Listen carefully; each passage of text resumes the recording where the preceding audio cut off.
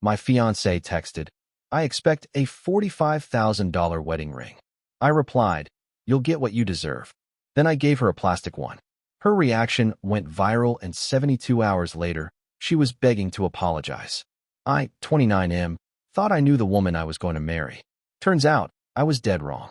The text came through at 11:47 p.m. on a Tuesday. I was reviewing quarterly reports when my phone buzzed with a message that would change everything.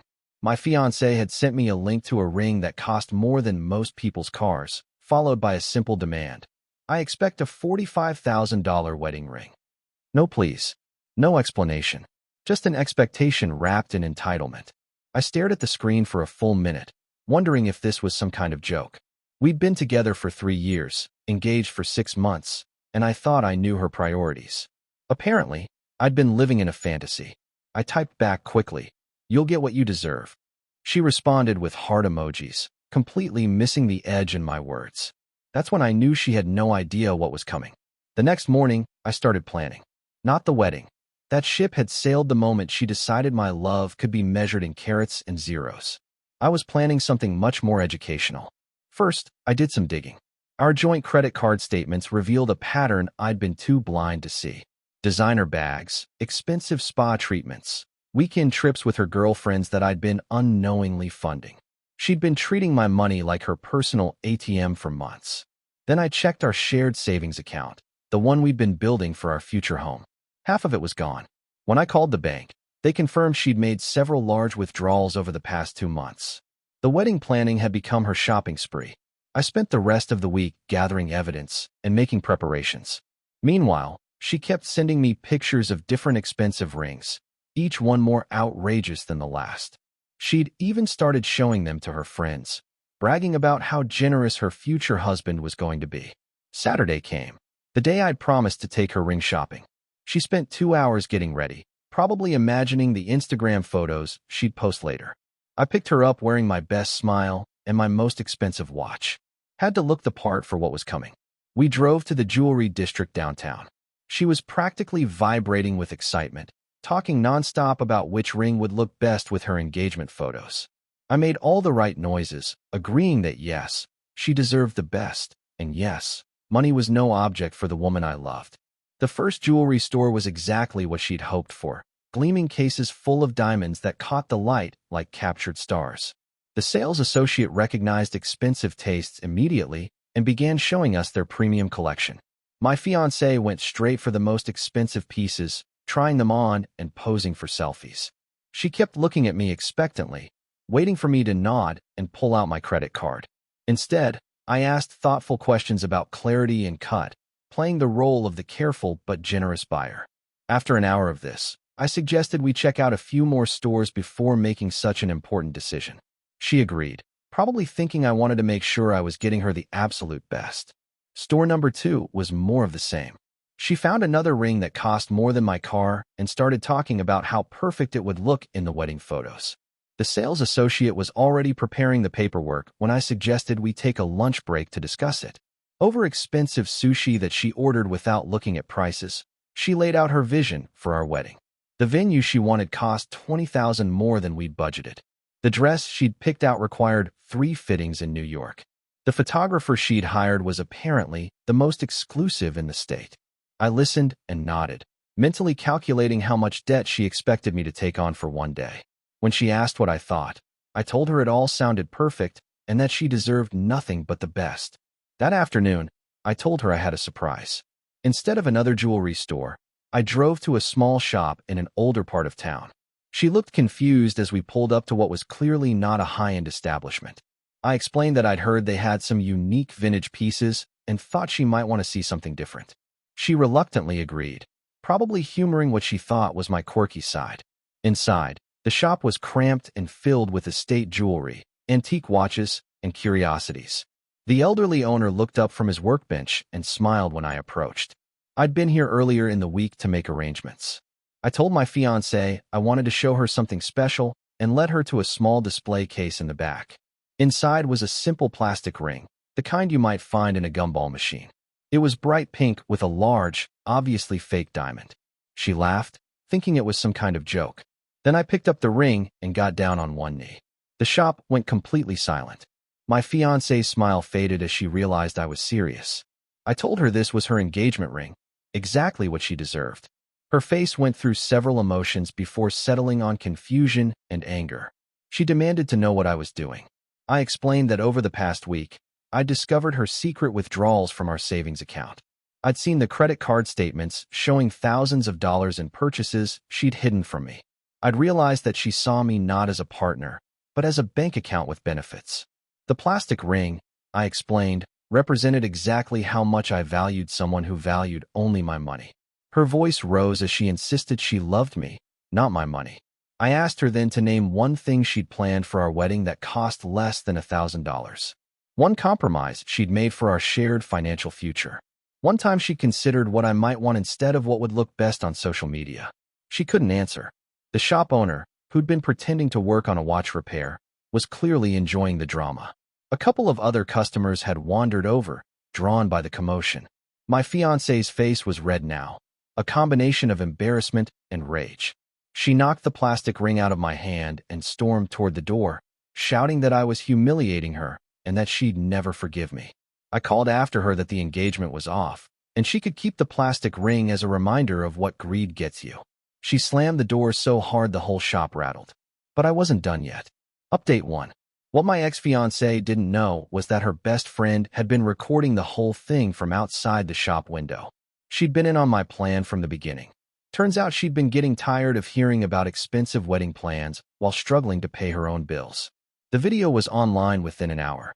My ex had been so focused on her Instagram image that she'd never considered how humiliating her behavior might look to strangers. The footage showed her trying on expensive rings, dismissing cheaper options with visible disgust, and finally losing her mind over a plastic ring. The internet is not kind to people who appear greedy and entitled. By evening, the video had thousands of views and hundreds of comments, most of them roasting her attitude and behavior. Someone had even turned her ring tantrum into a meme.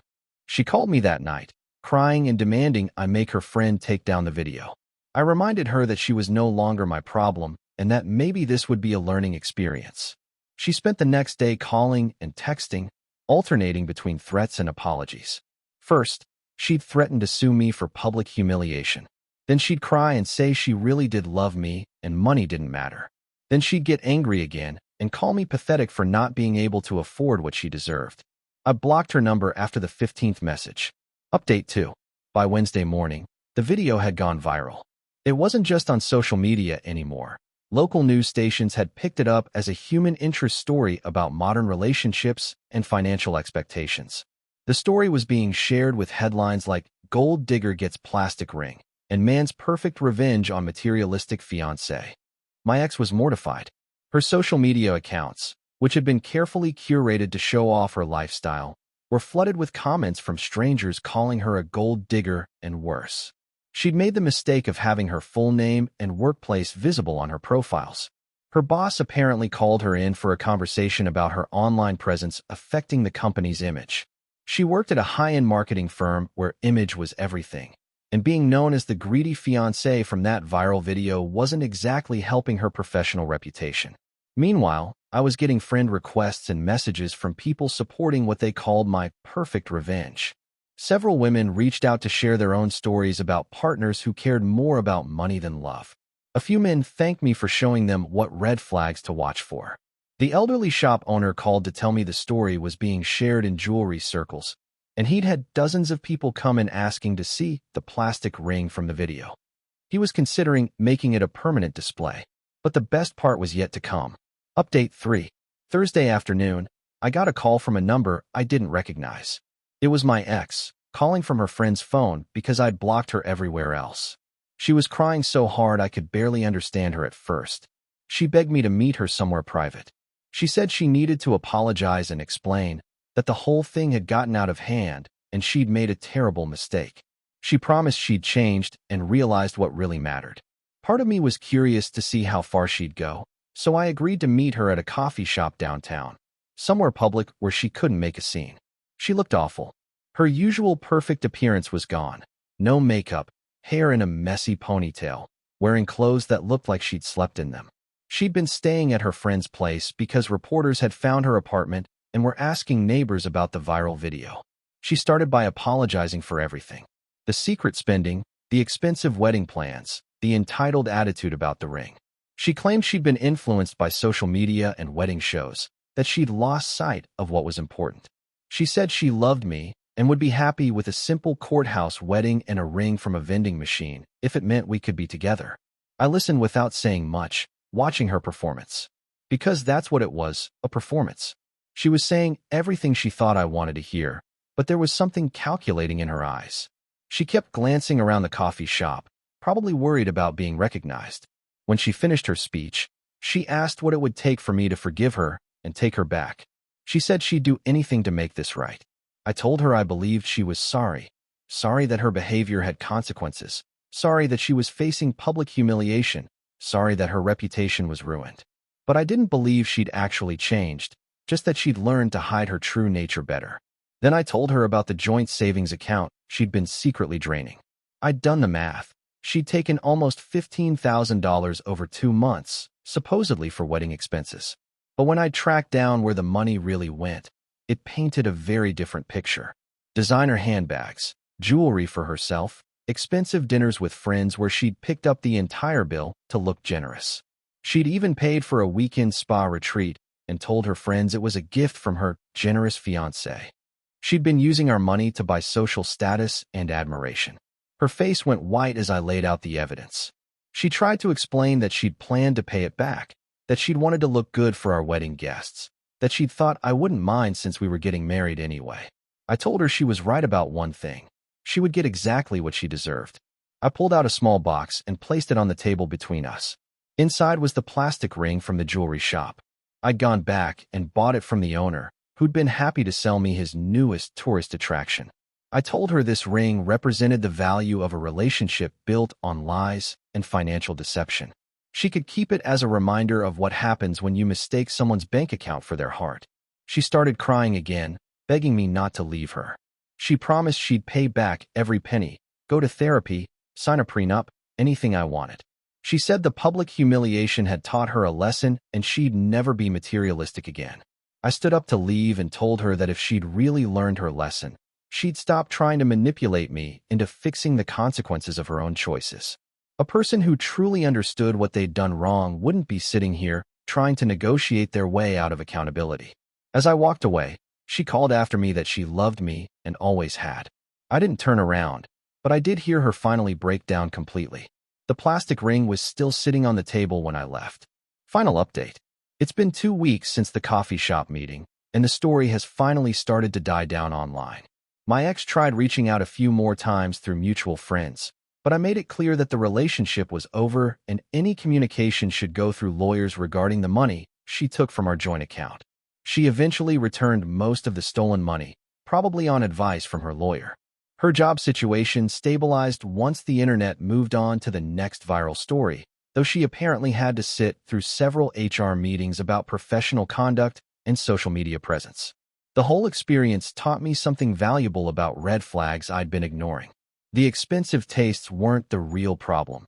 It was the entitlement, the secret spending, and the complete disregard for our shared financial goals.